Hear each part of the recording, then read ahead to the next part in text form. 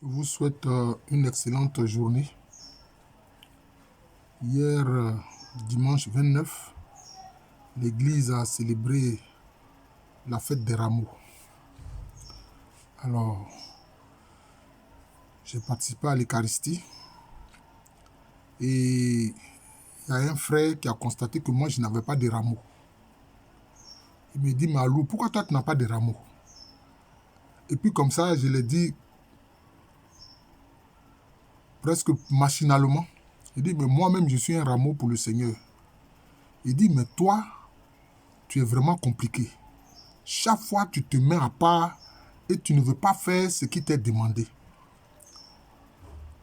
C'est un rite de l'église catholique, n'a qu'à te conformer. J'ai dit, oui, c'est vrai. Je m'y suis conformé depuis, je peux dire, depuis 1995, mais ça, je ne lui ai pas dit ça directement, mais c'est ce que je me disais dans la tête. Je m'y suis conformé depuis 1995. Bon, donc, si pour cette fois-ci, je ne suis pas venu avec un rameau, bon, ce n'est pas... je ne pense pas que ce soit un problème. Et alors, j'ai commencé à réfléchir sur ce que j'ai dit machinalement. Que je suis moi-même un rameau pour le Seigneur Jésus-Christ. Mais c'est à ça que chaque chrétien doit aboutir, doit avoir en tête. Parce que si tu as un rameau ordinaire, tu es venu avec le rameau, tu as chanté « Sois béni, celui qui vient au nom du Seigneur », etc. Rempli de sa bonté, etc. Bon, c'est bon. Mais qu'est-ce que cela signifie? Ça a eu lieu à Jérusalem, ça fait 2026 ans, comme on le pense.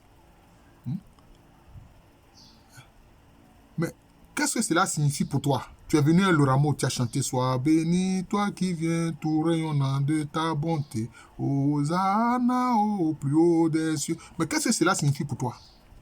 C'est ça le problème. Donc il faut avoir la compréhension. C'est que tu célèbres Jésus-Christ comme ton roi personnel et comme le roi des rois. Tu célèbres Jésus-Christ comme ton Seigneur personnel, comme le Seigneur des Seigneurs. Donc tu dois avoir ça dans ton cœur, dans ton âme et dans ton esprit. C'est fondamental. Vous comprenez? Et puis quel est ce roi-là qui vient, qui est assis sur un ânon? Parce qu'il faut savoir que le cheval est lié à la guerre. Et les rois montaient sur des chevaux quand ils sont en campagne militaire ou bien ils sont même sur des chars. Les chars qui sont tirés par des chevaux. Or, notre roi, Jésus-Christ, le roi des rois, il vient sur un ânon, sur une bête de somme. Donc cela veut dire quoi? C'est pour ça que Jésus a été appelé le prince de la paix. Il est le roi des rois, mais lui, il est prince de la paix. Il ne fait pas de guerre. Vous voyez? Donc, tous ces symbolismes-là, il faut les connaître. Et il faut les intérioriser.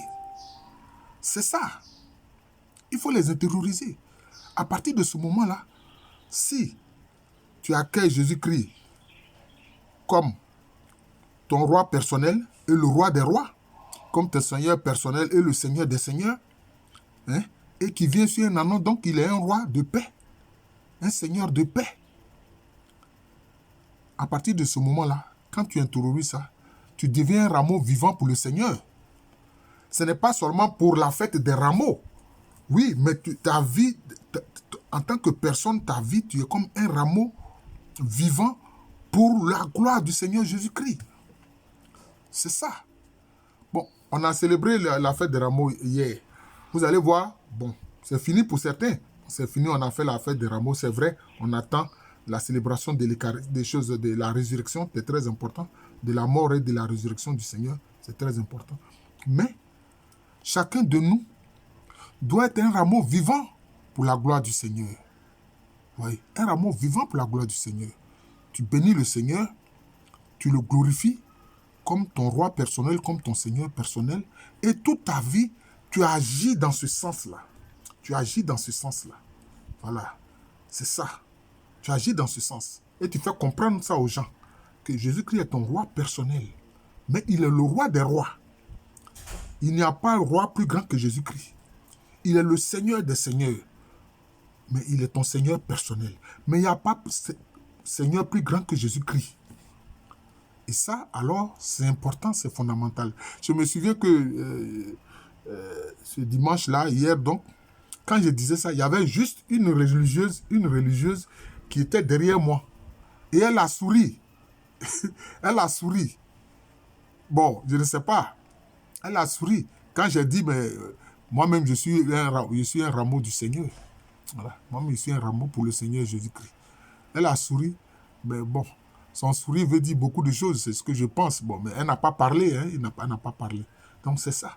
Nous devons être des rameaux vivants pour le Seigneur. Voilà.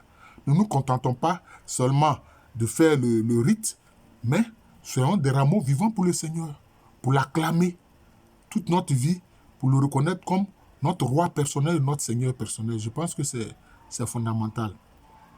Mais dans le fond, la critique aussi du frère est tout à fait juste. Hein. Pourquoi est-ce que je ne suis pas venu avec un rameau? Pourquoi est-ce que je ne portais pas des rameaux? J'étais pratiquement, je crois, le seul dans l'église à ne pas avoir des rameaux. Tout le monde avait des rameaux. Bon, je dis moi-même, je suis un rameau vivant pour le Seigneur.